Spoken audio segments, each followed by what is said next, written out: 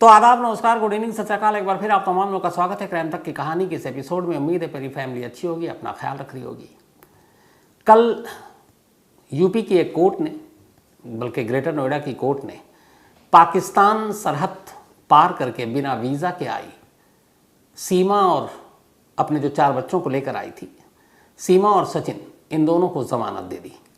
मुझे अपनी crime reporting के करियर में बहुत कम ऐसा याद है कि किसी महिला पर जासूस होने का शक हो या जो बिना वीज़ा के ख़ासतौर पर पाकिस्तान से भारत में आया या आई हो, उसे इतनी जल्दी बेल मिलती है, ज़मानत मिलती है। लेकिन ऐसा हुआ। तो जैसा मैं शुरू से कह रहा था, खुद नोएडा पुलिस की शुरुआती जांच के बाद ये साफ़ हो गया था कि मामला जासूसी का नहीं है, बल्कि मामला इश्क का है।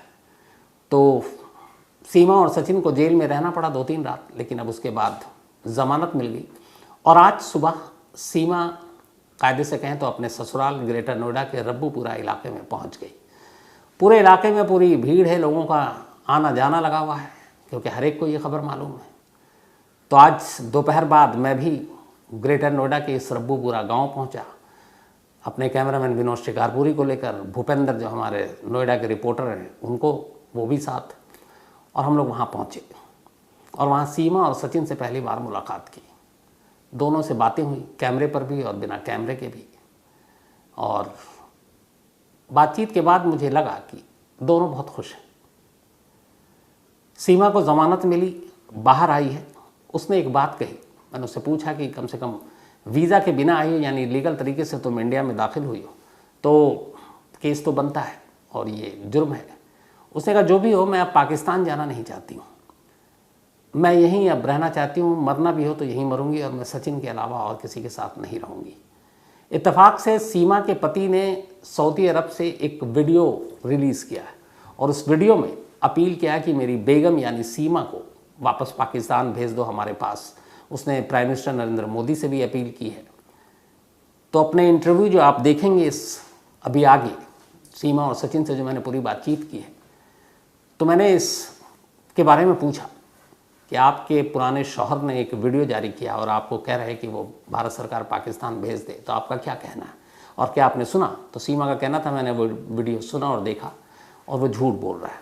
उस शख्स ने मुझे कब का छोड़ दिया, 4 साल से हम अलग हैं, वो सऊदी में है 19 से, और वो मुझे बहुत मारता पीटता था, मेरे ऊपर मिर्चियाँ फेंकता था। उसने यूपी के चीफ मिनिस्टर योगी आदित्यनाथ से भी अपील की सीमा ने कि गुजारिश करूंगी उनसे कि वो मुझे यहीं मेरे पति के साथ रहने दें। उसने ये भी बताया कि उसके 4 बच्चा सचिन को पापा कहते हैं। कैसे पाकिस्तान से शारजा और शारजा से फिर नेपाल और नेपाल से हिंदुस्तान का पूरा सफ़र तय किया, सीमा ने उस कहानी को भी बयान किया। इश्क कैसे हुआ, कब शुरुआत हुई, ये भी बताया। जब दोनों मार्च में इसी साल पहली बार नेपाल में मिले, काठमांडू एयरपोर्ट के बाहर, जब सीमा शारजा से पहुंची और यहाँ से सचिन बाय रोड, तो उस पहली मुलाकात की रियल में आमने सामने, क्योंकि अब तक वर्चुअल दुनिया में दोनों मिल रहे थे, तो उस वक्त के उन दोनों के जज्बात क्या थे उसके बारे में बताया। उसने ये भी बताया कि मार्च में ही जब वो दोनों पहली बार मिले थे, तब कैसे उन्होंने वहाँ शादी की थी एक मंदिर में।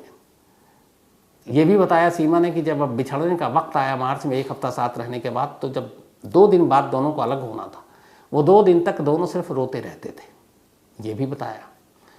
सचिन ने भी बताया कि उसके पूरे परिवार ने उसे अपना लिया है और अब वही उसकी ज़िंदगी है।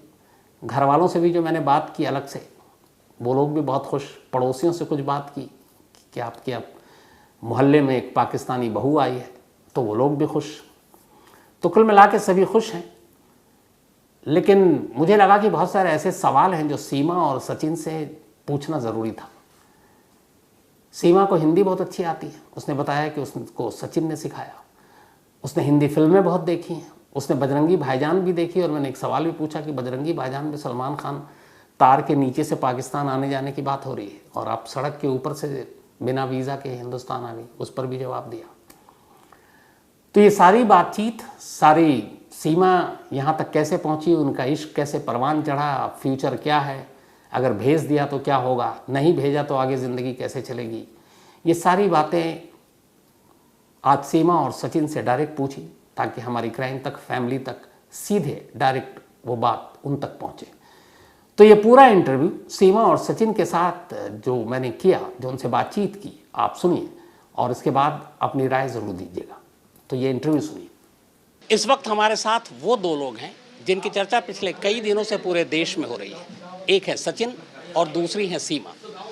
सीमा को सरहद भी कहते हैं। सरहद दो मुल्कों के बीच होती है। हालांकि कहते हैं कि प्यार करने वाले कभी सरहद को नहीं मानते। आज इन दोनों से बात करेंगे और ये जानना चाहेंगे कि आखिर सीमा सरहद पार कर हिंदुस्तान क्यों चली आई। क्या सचमुच ये सब कुछ प्यार में हुआ? क्या सचमुच प्यार अंधा होता है? या सचमुच आज के ज़माने में इस तरह का भी प्यार देखा जा सकता है? तो शुरुआत आपसे सीमा। कराची में रहती हैं आप, पाकिस्तान से। हिंदुस्तान दूर है वहाँ से, और आप पाकिस्तान से अकेली 4 बच्चों को लेकर हिंदुस्तान चली आई। क्या वजह थी? इनका प्यार था सर, कैसा प्यार था? बेइंतहा, सबसे ज़्यादा, क्योंकि मैं अकेली वैसे भी रहती थी और पति मेरे इतने अच्छे नहीं थे जितने अभी अच्छे बन रहे हैं। इतने अच्छे बिल्कुल ना थे जितने भी अच्छे बनने की ओवर एक्टिंग कर रहे हैं। और मैं रिक्वेस्ट करती हूँ आप लोगों से उनकी बातों पर ध्यान ना दें, ठीक है? नहीं, मैं शुरू से आपसे जानना चाहता हूँ, पाकिस्तान और हिंदुस्तान के रिश्तों के बारे में भी आप जानती हैं, वैसे ही ठीक ठाक नहीं है, तनाव बना हुआ है। और ऐसे में एक सीमा नाम की 28 साल की एक लड़की या औरत कहूँ, अपने 4 बच्चों को लेकर एक अनजान देश में यूं ही चली आती है बिना वीज़ा के। तो इतना बड़ा जोखिम आपने लिया? लेना पड़ा सर। अब 2 ही रास्ते थे, या वहाँ रह के रोना ही था, यहाँ ट्राई करना था। अगर मैं पकड़ी भी जाती ना तो मुझे ये दुख ना होता कि मैंने कोशिश ना करी, वरना सारी ज़िंदगी पछताती कि मैंने कोशिश ही ना करी सचिन के पास जाने की। काश मैं कोशिश करती। मैंने कोशिश करी और कामयाब हो गई। मैं पहले इंडियन वीज़े से आना चाह रही थी, पर मुझे इंडिया का वीज़ा नहीं मिला सर, तो मजबूरन मुझे ये रास्ता अपनाना पड़ा। पहले तो हम मिल चुके नेपाल, ये भी आए, मैं भी आई।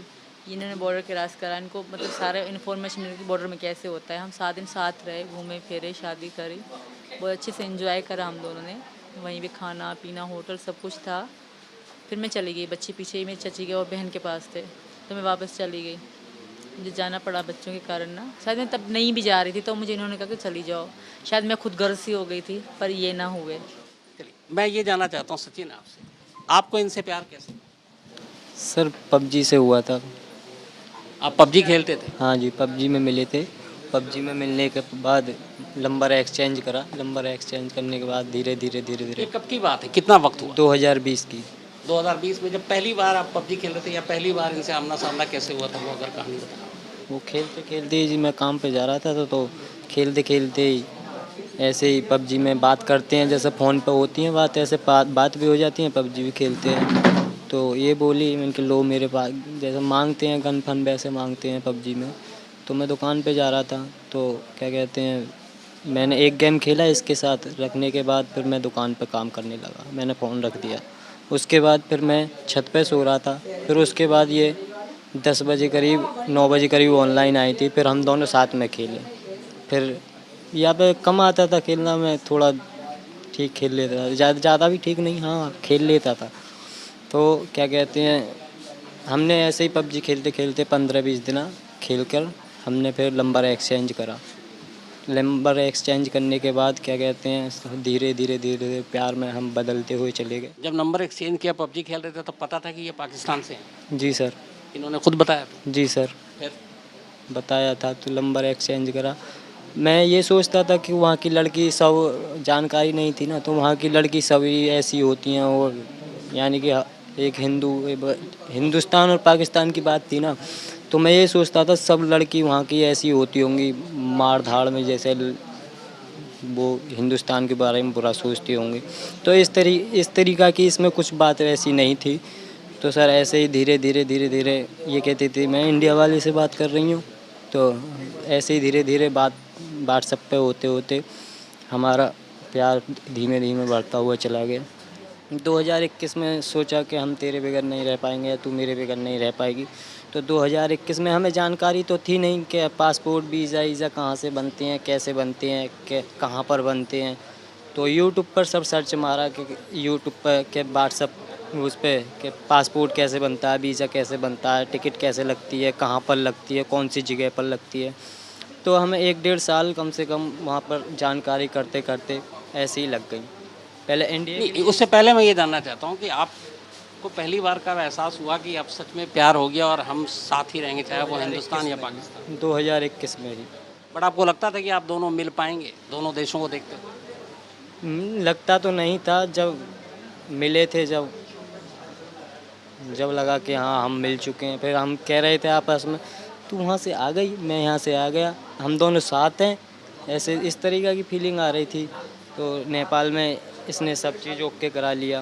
ओके कराने के बाद नहीं, मैं नेपाल तक पहुंचूंगा, अभी पाकिस्तान में ही रह रहा हूं मैं, क्योंकि पाकिस्तान की कहानी पहले आपकी पबजी गेम से दोस्ती हुई, बातचीत हुई, आपकी शादी हो चुकी थी और 4 बच्चे हैं। शादी कैसे हुई थी आपका? क्योंकि ये कहा जा रहा है कि वो लव मैरिज थी या क्या? लो, लव मैरिज नहीं थी, खाली कोर्ट मैरिज थी, लव मैरिज बिल्कुल ना थी। ऐसा था कि मेरा कोई कज़न था, मतलब खलनायक था, पसंद करते थे मैं उनको। वो मुझे कहता था रिश्ता मांगा, सबको पता होगा कि ये पसंद करते हैं, तो पसंद का आपको पता होगा, अगर पाकिस्तान से हो, बिलोंग करते हैं तो पाकिस्तान में पसंद की शादी नहीं होती, आमतौर पर बिल्कुल भी नहीं होती। हाँ, शहर में अब होती होगी तो अलग बात है, पर गाँव में बिल्कुल, मैं गाँव से शुरू में पैदा बड़ी गाँव में ही हुई हूँ, तो बहुत बहुत मतलब कहा गया कि इसने ऐसे कैसे हो सकता है, ये ऐसे हम रिश्ता नहीं करेंगे। तो मेरी इसी कारण मेरे पापा ने मेरी इनसे हैदर से मैरिज करा दी, कागजी। मेरे मामा राज़ी ना थे, मेरे मामू जो है ना, वो कोई भी राज़ी ना था हैदर से। अब तक इनके कारण मेरे मामू बात अब तक मुझसे, तो आपकी शादी मर्जी के खिलाफ हुई? ये हैदर को पता है कि मजबूरी के कारण हुई, अगर उसे कोई पर्सनली पूछे तो। उसके बाद 4 बच्चे कब तक हुए? पहला लड़का 15 में हुआ था मुझे, हाँ, उसके बाद दूसरी लड़की हुई, उसके बाद तीसरी और मुन्नी जब मेरे पेट में थी, ये चले गए थे। कहाँ गए थे? सऊदी अरब। तो आप दोनों की लड़ाइयाँ हुआ? बहुत हुआ करते थे, शुरू से लेके हम बहुत लड़ते थे, बहुत मारपीट होती थी हम दोनों में, ये वहाँ के मोहल्ले वाले बता सकते हैं। और ये हैदर से भी कोई पूछ ले कि आपने कभी इसको पत्नी को मारा नहीं, कि कभी आपने इसके, ऐसा हुआ कई बार उसने मेरे मुंह में मिर्चें फेंक दी। ईद के ही दिन थे, मेरी दूसरी लड़की पैदा हुई थी, तब की बात है, तो बहुत लड़ाई होती थी हम दोनों में। कई बार मेरे पापा बीच में आए, एक महीना मैंने इनसे, तब भी मैंने इनसे तलाक लेना चाह रही थी, पापा घर 1 महीना रही, फिर मेरी बड़ी बहन ने नहीं लेने दी, लड़ाई करी मुझसे और मुझे पापा घर से जाने को कहा, तो मैं चली आई गुस्से में। तो आप दोनों फिर अलग कब से थे? आप अलग अलग कब रह रहे थे? जब मेरी इनसे बातचीत ज़्यादा होने लगी ना, तब भी वो मतलब शक की नज़र से देखते थे तब वो पाकिस्तान में थे? ना, वो आए नहीं वापस, कभी भी नहीं आए। किस साल में गए थे वो? 19 में। तो 19 के बाद 23 तक नहीं आए? अब तक नहीं आए थे। तो मतलब जब वो नहीं थे उसके बाद फिर इधर सचिन से आपकी दोस्ती हुई? फिर दोस्ती हो गई, हाँ। तो जब पहली बार आप दोनों को जब प्यार हुआ तो आप दोनों कब मिले थे उसके बाद पहली बार नेपाल में? 10 मार्च 10 मार्च जी, 2023। 2023 में। आप कैसे पहुंची नेपाल? मैंने टिकट करवाई, जैसे टिकट होती है वहाँ से टिकट करवाई। फहद भाई, सैयद फहद अब्बासी एजेंसी है वहाँ पे कराची शहर में, नर्सरी के पास में ये आइस डिपो लोकेशन है, तो वही में हमने टिकट कराई थी सैयद फहद अली शाह से। उसमें मैंने सब बच्चों की भी करा रही थी, तो अब्बू की डेथ के कारण बच्चों की मैंने फहद भाई से पैसे वापस ले लिए थे, तो उन पे मेरे मतलब 2 लाख में, तब मैंने फिर दोबारा टिकट करवाई फहद भाई से। तो आप अकेले वहाँ से मिलने के लिए निकल गई? आपको डर नहीं लगा था? डर, वैसे तो डर नहीं लगा कि क्या हुआ, कोई मुझे मार तो नहीं देगा, गवाह तो नहीं कर गया, इस तरह का कोई डर नहीं था। कंफ्यूज ज़रूर थी कि क्या, मतलब मैंने ये भी देख रखा था यूट्यूब से कि मतलब एंट्री केस पर पहली बार मैं एयरपोर्ट में घुसी थी तब। सोशल मीडिया पे बहुत सारे लोग धोखा देते हैं, तो आप तो पबजी के ज़रिए सोशल मीडिया पे मिले, आपको लगा नहीं जिस लड़के से, अनजान लड़के जिसको देखा नहीं, हिंदुस्तान से है वो, और उससे मिलने जा रही, तो आपको डर नहीं लगा था इस बात का? धोखा हो सकता है? मुझे डर नहीं लगा, मुझे इन पर बहुत विश्वास था, और मैं खुद को बहुत मजबूत समझती हूँ। मैं समझती हूँ मतलब देश हो कुछ भी हो, जब तक बंदा खुद टेढ़ा ना होगा, खुद गलती ना करेगा, कुछ भी नहीं हो सकता। तो कराची से आप फिर फ्लाइट से कहाँ, दुबई से नेपाल पहुँची हैं डायरेक्ट? कैसे? शारजाह से नेपाल। शारजा से नेपाल, और ये वहाँ से पहुँचे? ये मुझसे पहले, मतलब मैं अभी निकल ही रही थी, ये मुझसे पहले नेपाल में ही थे। मैं सुबह को निकली ना, जिस सुबह को, ये पहले से पहुँच चुके थे मुझसे पहले। तो इनको पता था कि आप ये सुबह नेपाल पहुँच रही हैं? हाँ जी सर, मैंने 1 दिन पहले ही वहाँ की NCL सिम थी, वो सिम मैंने वहाँ जगह ली थी, बॉर्डर पे पहुँच कर ही 1 दिन पहले, यानी 9 मार्च को सुबह को ही मैंने वहाँ पर NCL। आप दोनों की पहली मुलाकात आमने सामने कहाँ पर हुई? काठमांडू, वहाँ इंटरनेशनल एयरपोर्ट पर काठमांडू में। आप एयरपोर्ट के बाहर इनका इंतज़ार कर रहे थे? जी सर। तो आपने इनको देखते ही पहचान लिया था? हाँ जी सर, फ़ोन पे थे, मैंने तुम कहाँ हो, मैंने कि मैं आऊँ, मैंने कि ब्रेड केस में वहाँ से लेकर आ रही हूँ, तो देख लिया था, मैंने कि ये रहा मैं यहाँ पे। पहला रिएक्शन जब आप दोनों एक दूसरे को आमने सामने देख रहे थे, एक बार पहली बार आमने सामने आप मिल रहे थे, तो आप दोनों की उस वक्त क्या रिएक्शन था, क्या भावनाएं थी? कोई पता ही नहीं क्या रिएक्शन थी, क्या वो था, इतनी खुशी मिल रही थी कि बहुत खुशी मिल रही थी। तो एयरपोर्ट पे आप दोनों मिले, इसके बाद फिर कितने दिन रहे वहाँ पर? 7 दिन सर, 7 दिन। मैं 7 दिन, बच्चे अकेले थे तो मैं 7 दिन की टिकट कराई थी। तो जब आप काठमांडू में थे, बच्चों से बात करती थी? हाँ, वीडियो कॉल पे हमारी बात होती थी। मैंने अपनी बहन को कहा था मैं लाहौर घूमने जा रही हूँ, इनको हटा के मैं वीडियो कॉल पे बात करती थी उनसे व्हाट्सएप पे। घर वालों को तब पता नहीं था? उनको लाहौर का पता था। किसी फिर ने आप दोनों ने नेपाल में शादी की? बिल्कुल कर- कहाँ, कैसे, उसके बारे में बताइए। वो वहाँ पे एक टैक्सी ड्राइवर भी थे, उनका नंबर भी था अभी तो उनने फ़ोन तोड़ दिया। उनकी हेल्प से पशुपतिनाथ गए हम लोग, शाम मतलब शाम के ही समय था, तब करी हमने। वहाँ बहुत अच्छी मंदिर है, बहुत सुंदर है वो, वहीं पे। तो 7 दिन रहने के बाद जब आप दोनों अलग हुए, एक को हिंदुस्तान आना, एक को पाकिस्तान, तब किस वादे के साथ अलग हुए? यही कि दोबारा मिलेंगे। मैंने कुछ सुबह शाम कहती थी, जब जैसे दिन आ रहे थे ना, मैंने कहा सचिन हम दोबारा मिलेंगे ना, कहते थे हाँ मिलेंगे। मैं हम बहुत 2 दिन हम बहुत रोते रहे। फिर लास्ट के 2 दिन बचे ना, 17 को मुझे जाना है, 15 के बाद हम बहुत रोते रोते गुजारे। और वो मेरी वीडियो मेरी टिकटॉक आईडी में और मेरी इंस्टा की आईडी में पड़ी है कि बहुत बुरा हशर था। फिर मैंने इसके साथ मैंने पूरी पूरी रात हम सोते थे तो मोबाइल ऊपर रख देती थी, वीडियो चलती थी रिकॉर्डिंग। 10-10 घंटे की, 8-8 घंटे की हमारी वीडियोस पड़ी हैं कि मैं जुदा हो जाऊँगी तो देखा करूँगी। और ऐसा ही होता था, जब मैं चली गई तो वही देख देख के मैं सोती थी रात को। हमें तो बहुत आप मार्च में अलग हुई, उसके बाद मई में फिर आप बच्चों को लेकर आने का आपने फैसला कैसे किया? फैसला हमारा पहले से था, बच्चों के तो वीज़े थे ही ना। बच्चों के और मैंने वीज़े पहले अपने साथ लगाए थे। मुझे बस अपना 2 वीज़ा दोबारा लगवाना पड़ा। बच्चों का पहले का ही वीज़ा था, उनकी 29 मई को डेट एक्सपायर थी बच्चों के वीज़े की। कभी ऐसा हुआ कि सचिन ने आपसे कहा कि नहीं आप इंडिया तो आ जाओ पर बच्चों को मत लाना? नहीं, कभी ना कहा, कभी भी नहीं कहा। हाँ, पैसे कम थे हम पे शुरू में, टिकट 12 लाख ही हो रही थी, पैसे 7-8 लाख थे मुझ पे, क्योंकि मेरे पे 12 लाख थे तो 3 लाख में पहले ख़त्म कराई। तो फिर मैं टेंशन में, हम दोनों टेंशन में थे कि पैसे पूरे कैसे होंगे। तो उन्होंने एक बार अपने लालन से भी मांगे कि थोड़े पैसे दे दो मैं सीमा को भेज दूँ, तो वो उन्होंने इनको डांट दिया कि फ्रॉड श्रॉड है, छोड़ दे, अगर आना होगा खुद आ जाएगी, तो पैसे वैसे ना है, इनकी लाला ने कहा। तो मैंने कहा तुम रहने दो, अगर नसीब में होगा तो हम मिलेंगे, वरना बस रहने दो। पैसे का इंतजाम कैसे किया आपने? फिर मुझे सस्ती टिकट मिल गई, तब डॉलर ऊंचा था, तब टिकट्स महंगी हाई रेट पे थी। और मैंने फिर जो ना लो सीट पता नहीं क्या लिखा होता है टिकट्स में, तो उन्होंने मुझे सस्ती वाली टिकट करके दी। आपने जब ये तय हुआ था कि ये इंडिया आएंगे, तो चारों बच्चों के साथ आपने कहा था कि अपनाऊंगा, हाँ जी सर, चारों बच्चों के साथ वजह कहा इसकी? था, बच्चों को लिया, बिन माँ के बालक ऐसे ही रहेंगे, हम अपना जीवन वो करेंगे, काटेंगे यहीं पर, बच्चों को लिया, मैं अपनाऊंगा। मैंने खुद भी कहा था, मैंने आज तक इससे ये भी नहीं कहा कि बच्चों को रहने दे, तू ऐसा मत कर, नहीं, मैंने खुद कहा था कि बच्चों को तू लेकर आ। और यही बहाने से, यही कहकर हम जुदा हुए थे पहले नेपाल में। उनकी तेरे बगैर, तेरा वहाँ कोई है नहीं, और बच्चे बगैर माँ के बाप भी नहीं है, और तू भी नहीं रहेगी तो छोटे छोटे बच्चे हैं, कैसे रहेंगे वहाँ पर। तू बच्चों को लेकर दोबारा आना, जब रहेंगे यहाँ पर। आप पाकिस्तान से फिर बच्चों को लेकर कैसे पहुंची नेपाल? कितनी तारीख को निकली और वहाँ से यहाँ तक कैसे पहुंची, वो कहानी? 10 के 4 बजे निकली शाम में भाई, 4 बजे निकले तो 11 घंटे मेरा स्टे था दुबई में, क्योंकि सस्ती टिकट, जो महंगी टिकट उसमें स्टे कम होता है, 2 घंटे 1 घंटे का, तो मेरी सस्ती टिकट थी।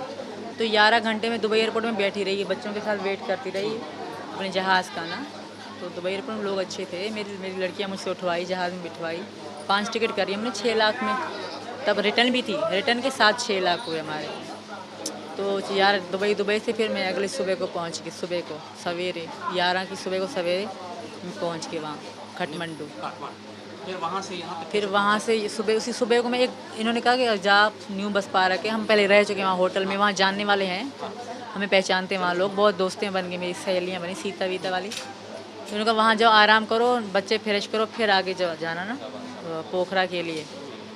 तो मैंने कहा नहीं, मैंने आराम नहीं करना, आराम मैंने कहा मैं भारत आके करूँगी। तो मैं वहीं से सुबह को उसी मतलब टैक्सी पकड़ी, टैक्सी वाले कहा मुझे न्यू बस पार्क उतार दो और मुझे पोखरा के लिए गाड़ी चाहिए। तो उन्हीं ने मुझे वैन पे बिठाया, टैक्सी वाले ने मेरा सामान वैन में रखवाया, 4 सीट हमने कराई।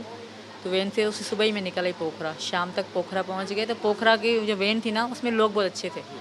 उन्होंने मुझे कहा कि मेरी लड़कियाँ उल्टी बहुत करती हैं गाड़ी में, बड़ी वाली जो है बहुत उल्टी करती है, उसकी बहुत तबीयत ख़राब हो गई। तो उन्होंने कहा आप रात यहाँ आराम करो, यहाँ से बस जाएगी डायरेक्ट दिल्ली, तुम्हें गाड़ी बदलने की ज़रूरत नहीं, यहाँ से इधर जाओ उधर जाओ तो तुम बच्चों के साथ बहुत जलील हो जाओगी, तो तुम आराम करो, अभी यहाँ से बस जाएगी। मुझे उन्होंने जगह में दिखा कि यहाँ से आपकी टिकट हो गई उन आदमियों ने।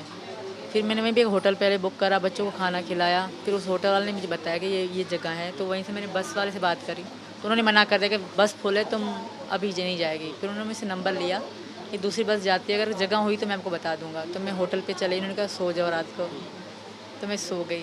उस रात हमने आराम करा, बच्चे ने खाना वाना खाया।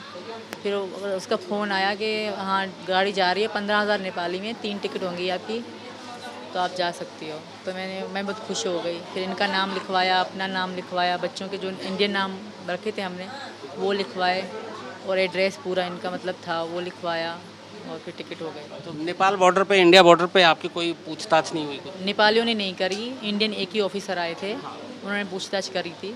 उन्होंने क्या पूछा, आपने क्या बताया? एड्रेस पूछा कहाँ से हो, तो मैंने इनका एड्रेस पूरा बता दिया, रब्बूपुरा का।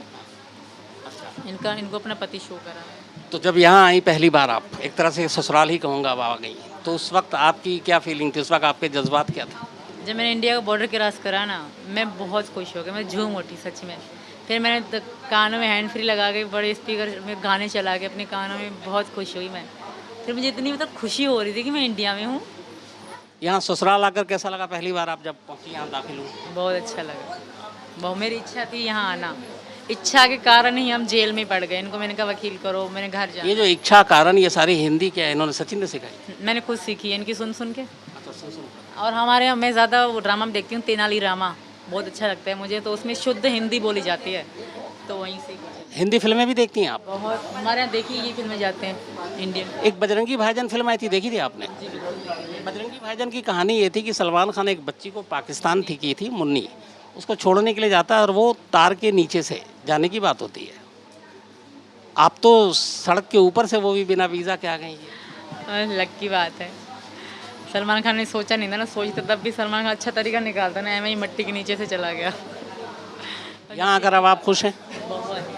बस आप लोगों से रिक्वेस्ट है कि योगी जी से हमारे लिए ये रिक्वेस्ट करें कि मुझे यहाँ रहने दिया जाए, बस मुझे यहाँ की नागरिकता मिल जाए और मैं वापस नहीं जाऊँ। आप पाकिस्तान नहीं जाना चाहती हैं? जो आपके पुराने शौहर हैं गुलाम हैदर, उन्होंने एक वीडियो जारी किया है और सऊदी अरब से और अपील की है कि हमारी बेगम को वापस पाकिस्तान भेजा जाए। उस वीडियो को आपने देखा? जी देखा। आप उस पर क्या कहना चाहेंगे? मैं बिल्कुल भी नहीं जाना चाहूँगी। वो मतलब दिखावा कर रहा है सिर्फ, ठीक है, वो दिखावे के अलावा कुछ नहीं कर रहा। मैं नहीं जाऊँगी।